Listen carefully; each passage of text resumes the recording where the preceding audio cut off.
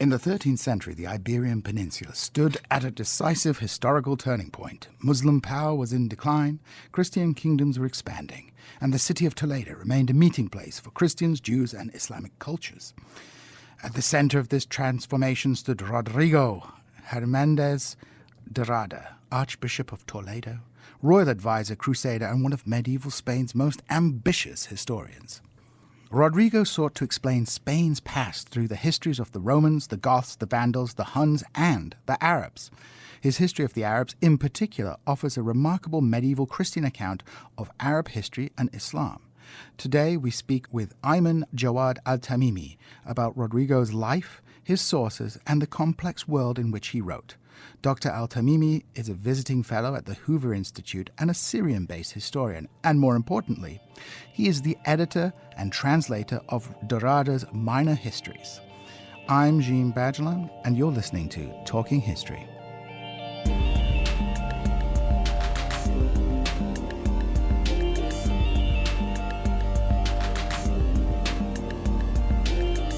Aymenn, welcome to Talking History.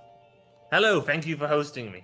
Okay, so, you have this new translation that you have completed. So before discussing the texts themselves, I want you to perhaps tell us a little bit about who Rodrigo de Rada was and his background, because he kind of has a fascinating story as an archbishop, as a royal advisor, and as a crusader. And, these things all shaped the way that he wrote history at the time, because he's writing at this time where, the Iberian Peninsula is still very much divided between Muslims and Christians, but the balance of power is kind of shifting towards the Christians at this point, if I'm not mistaken. So could you kind of just tell us a little about who he was and his background and how that shaped his writing of history? Yeah, so Rodrigo Ximénez de Rada, he was born in the Navarre region of northern Spain to a noble family. He spent time abroad studying in both Italy and in Paris, and we actually know this because he makes a brief reference in the Minor Histories to having been in Italy at some point, but he also does talk about there's also an epitaph at the place of his burial, which actually mentions his studies abroad in Italy and in Spain. And then when he returned, though, he became attached to the court of Alfonso VIII of Castile. And Alfonso VIII of Castile, I think, really was, the figure of power that Rodrigo most admired in his career. And if you look at his historical writings, he always calls Alfonso VIII the noble Alfonso. He'd already entered into the church hierarchy. He was then appointed Archbishop of Toledo. He was initially selected for another position, but then he actually was appointed Archbishop of Toledo, received confirmation of that position by 1209, and he held that position until his death in 1247. The following decade really was the high point of his career because he was involved in crusading campaigns also in Iberia against the Muslim Almohads who controlled parts of the southern parts of the peninsula. And the culmination of that was this campaign in 1212, where it seems actually he was involved in helping to rally also crusaders from what's now France. And they all rallied in Toledo, the city of Toledo, and helped. And basically, the most of the monarchs, Christian rulers of Iberia, had joined forces for this campaign, and it culminated in what is called the Battle of Las Navas de Tolosa, which is actually, it's this period now we're talking. It's the anniversary of that. So that battle is really seen as a decisive turning point in the decline in Almohad power in Spain, and shifting the dynamics actually in favor of the Christian powers.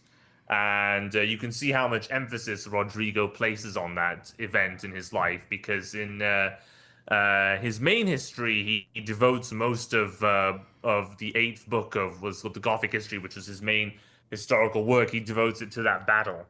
But not only that, in his history of the Arabs, he mentions this battle as a turning point, as the blunting of the Arab sword and the restoration of the Goths' strength, drawing on the idea that the Goths, the Christian kings of Spain, represented continuity with the Visigoths who ruled Spain before the Muslim conquest. So crusading, I mean, and conquering territory from the Muslims is one aspect of influence the history he wrote. But also as Archbishop of Toledo, he had a consistent agenda throughout his career, which was to promote the idea that Toledo, the Church of Toledo, had primacy within the Iberian church hierarchy. And this is not only seen in the way he constantly tries to emphasize in documents about his position as Archbishop of Toledo and primate of the Spanish lands, for example, in disputes with other churches or in correspondence with Rome. But if you look at also his historical works, there's a thread that runs through them about trying to promote Toledo as historically and from Visigothic times having been the center of the church hierarchy in Spain. So when we look at his history, he's not just trying to write a kind of neutral history. There's a kind of political subtext in which he's kind of legitimizing his own position, legitimizing the kind of Christian story and drawing on these Gothic myths to create like a continuity between the kings of Spain who he served and the pre-Islamic rulers of Spain. Is that correct? Yeah, so I mean, basically, I think he probably saw in Visigothic Spain, what an ideal about what Spain would look like, in the sense of a united peninsula under Christian sovereignty, and with Toledo as the center of the church hierarchy. And Toledo, of course, was also the capital of the Visigothic kingdom before the Muslim conquest. Now, that doesn't mean that he always idealizes every Visigothic ruler. Actually, in a lot of times, he's reproducing information that comes from sources we know, like Isidore of Seville, for instance, and the Chronicle of Alfonso III, to document some of the Visigothic kings, and he doesn't actually hesitate to include some of their blemishes. In particular, actually, there was this running strand in Iberian Christian historiography that the fall of the Visigothic kingdom was due to deviation, moral and religious deviation, particular moral deviation, beginning with King Witiza, who was one of the last Visigothic rulers. And so really much, I think, in Rodrigo's work, you do have that sense of we call Gothic strenuitas, or Gothic strength, having been lost because of that deviation. But by the time of his own day, you see a restoration of that strength. So hence he talks about in the prologue to the History of the Arabs, which is the History of the Arabs was the last historical work he wrote in around between 1245 to 1246. He talks about restoration of Gothic strength. So yeah, I mean, his work very much does have a political dimension to it, and even the whole historical project, as you can see there, it's like you can see as a history of Spain. He actually mentions it was originally commissioned by King Ferdinand III of Castile and Leon, who supposedly inquired from Rodrigo about the origins of Spain's people and who were the successive rulers of the Spanish lands up to his own day. So let's move on to talking about the minor histories, which I'm under the impression is a kind of supplement or appendix to his kind of main histories. And you say that the title Minor Histories is a little bit misleading because they weren't ethnic histories as such, but rather kind of supplements to this larger history of Spain in terms of looking at the Romans, the Goths, the Vandals, and of course the Arabs. So, how does this all figure in to his picture of Spain? And in particular, like he's fighting against the Arabs. So how does he kind of see the Arabs within this kind of history of Spain? Yeah. So, so the main history book he wrote was what is called the Gothic history. Scholars actually generally, until recently, applied the title of Historia de Rebus Hispaniae, which is History of Spain's Affairs. And they suppose that this was the title of the main work, and then you have these minor histories: history of the Romans, history of the Huns and et al., history of the Ostrogoths, and then history of the Arabs. But actually, if Rodrigo ever used the title or conception of Historia de Rebus Hispaniae, it was probably meant for all 5 volumes. So the much larger Gothic history and then the supplements. So that is really you look at it, the 5 volumes as a whole, it is meant as a history of Spain project. Now, it doesn't necessarily mean that when Rodrigo wrote the Gothic history that he initially had that idea of doing the history of the Arabs as the last volume or the exact scheme as we conceive it. Because actually he doesn't mention the intention of doing a history of the Arabs within that prologue to the Gothic history. It seems like he remembered at one point earlier in his career when he wrote a textbook of Catholic history, he said that he would do a history of Ishmael's descendants. So probably he remembered it very late in his career. Yes, I was going to do this, so I will make it the last volume of my History of Spain project. In terms of how he sees Spain's past as conceived through these minor histories in particular, his conception is really that Spain's history is quite tragic, in a way that contrasts actually with his predecessors, or even his contemporaries, and that he saw Spain's past as, an indigenous people who had come from the earliest times of Noah's descendants, and then who were subjected to a series of calamities embodied actually in the invasion of Spain by various foreign peoples at some point. So the Romans actually, rather than Rodrigo seeing them as, being an essential part of Spain's identity and being, like a Hispano-Roman civilization, he actually sees the Romans as, invaders who brought destruction to Spain. And he applies the same thing to the Huns and the Vandals and the Suevi, and the Arabs too. Actually, also that he does talk about how that they about the ravages they brought for more than 500 years to the peninsula. So there's a very tragic sense of Spain's past about destruction and calamities, and I don't think. When you think about history in a realistic way, that's not an invalid way of looking at history. There's been a lot of death and destruction and killing, But despite that, I think he sees Spain by his own day as, in a way, beginning to recover from those calamities. But with the caveat, though, that he also thinks that things could potentially go wrong again if Spain's Christian rulers are corrupt and deviating from truth and the Catholic religion. Actually, you can see that in his prologue to the history of the Romans, which he's writing at quite late in his career, he's very sharply criticizes actually the state of affairs. Despite this recovery, then he warns that those calamities could happen again. And I think actually you have to tie that to the way in his final years he lost influence, to the point actually that from what we can discern from the evidence, he was actually exiled from the city over which he presided as archbishop, Toledo, and he actually died in exile from Toledo. So I think that's Rodrigo's own career had its own kind of tragic end to it. And that does map out actually onto some of his historical writings as well.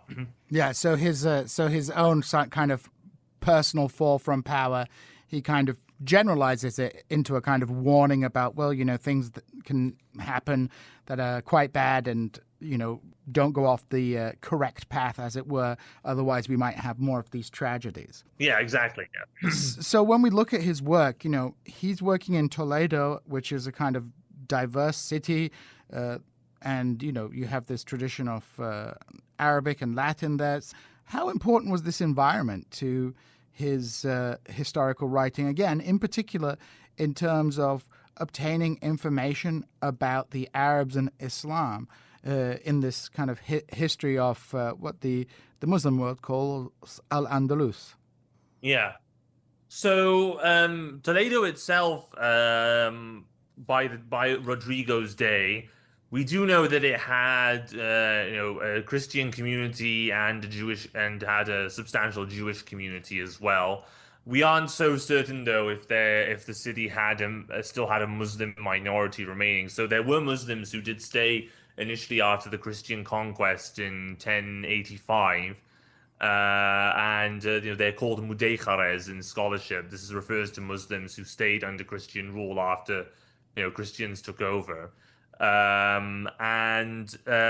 we do know that there were among the Christians, for example, the Christians themselves weren't culturally one community. You did have, for example, the Mos Arabs, or what Rodrigo calls the mixed Arabs, as he refers to in his Gothic history, Christians who spoke Arabic and had Arabic names and were culturally Arab but were Christian. And you also had so-called Franks, which were Christians from Northern Europe who had come to Toledo. And you also just had Iberian Christians who had settled in Toledo too, from other parts of the peninsula. But I say with the Muslim minority, we don't really have clear evidence of a substantial Muslim community being in Toledo at Rodrigo's time. But yes, it was though a center of translation of Arabic material into Latin. Although we do have to add the caveat that a lot of the works that were translated, it kind of had this double method of translation. So what it would be is that there'd be the person who can write in Latin, and he might have an assistant helping who knows Arabic and can translate the Arabic into Romance. What you might call in Arabic terms, we would call that Amir. So, like a lower form, not like Latin being like Fusha, and then the Romance being Amir. So someone translates it into Romance, whether a Jew or a Mos Arab, or maybe even a Muslim who's might be recruited for a project, and then the person who knows Latin would then do the translation from Romance into Arabic. It's kind of like a double translation in that way. So it would be kind of like somebody knows Arabic and then, let's say, explains it to the person who knows Latin in English or something like that. So it's like going through this kind of... Well, yeah, not in English, though. It'd be Romance. But so in in a Romance, like, let's say, in Spanish, as it were, in a vernacular language. Yeah. Of course, this is a lot of works to translate, but we do know from Rodrigo's own career that he commissioned a translation of the Quran into Latin. It was done by Canon Mark of Toledo, and we know actually it's a significant step actually in European study of the Quran, because it is the first actual literal translation of the Quran into Latin. There was a previous translation done in the 11th century, which is a lot more of a paraphrase done by an Englishman, Robert of Ketton, who actually came to Spain. Now, in Mark's case, though, it does look like he actually did the translation directly, and he seems to have known Arabic, and that he was probably a Mos Arab himself, because he doesn't actually reference having an intermediary.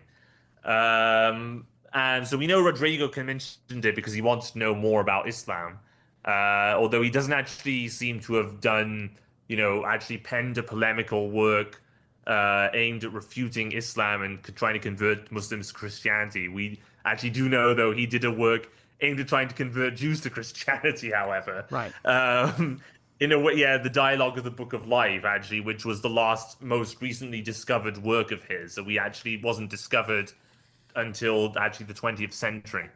But in terms of the historical work, though, so this is something we'll get onto, and particularly the history of the Arabs.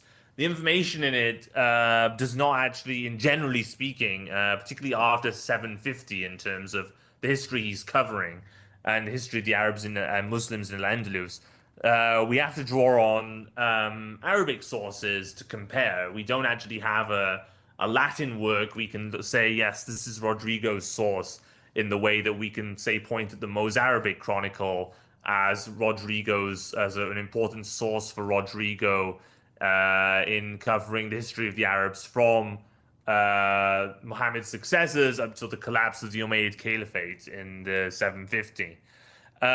So that suggests that there was some access to some kind to Arabic historiography about Al-Andalus in the environment he operated in. But unfortunately, it is not clear whether that is a case of someone having done, say, a Latin summary translation of Arabic source materials, a compilation. We don't know if it's Rodrigo actually having access to specific Arabic work and maybe summarizing it.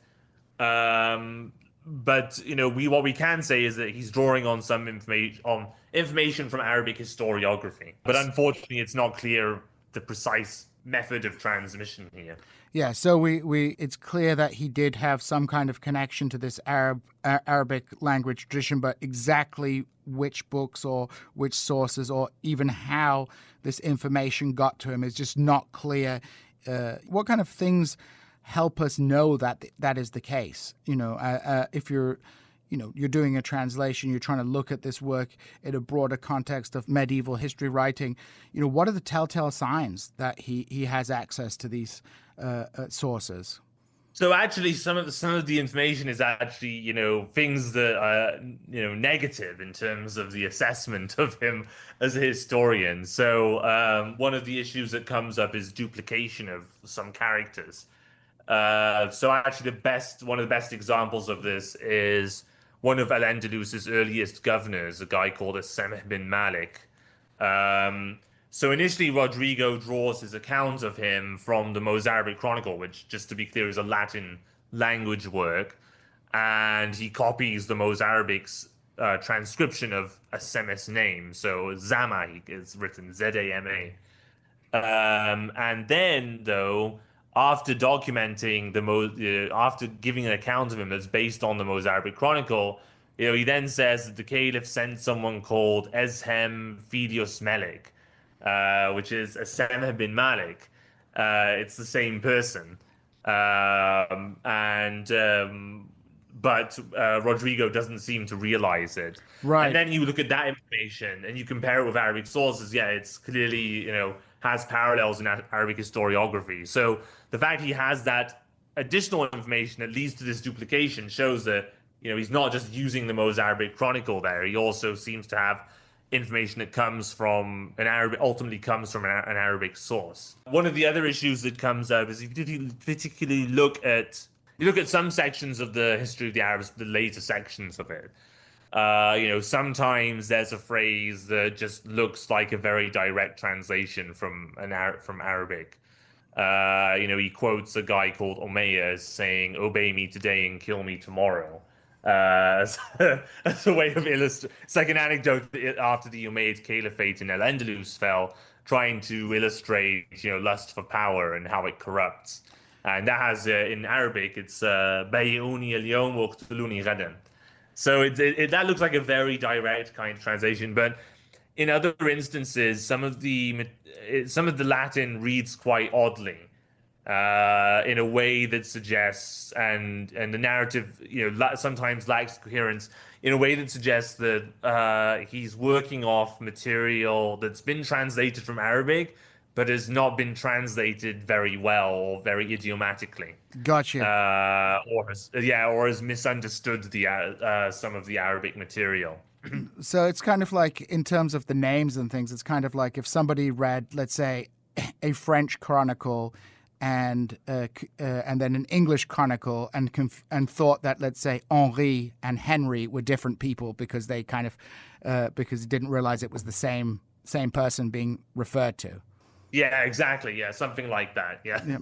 Okay, so as a kind of final question to this, I want to ask you, Rodrigo, he's like clearly hostile to Islam. He, doesn't see Muhammad as a kind of legitimate prophet. But in terms of his approach to Arab history, it seems a little bit more balanced than we might think at first. And several of his accounts of Muslim rulers almost positive. How can we understand that within the context of kind of this like sharp religious divide in Iberia?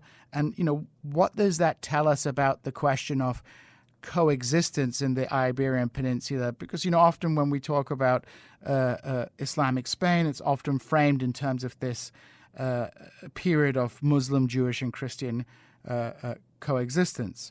So, could you perhaps like end a little bit on talking a bit about, how what these attitudes he has towards the Arab and Muslim rulers tell us more about the kind of atmosphere in Andalusia at the time, or in Spain at the time?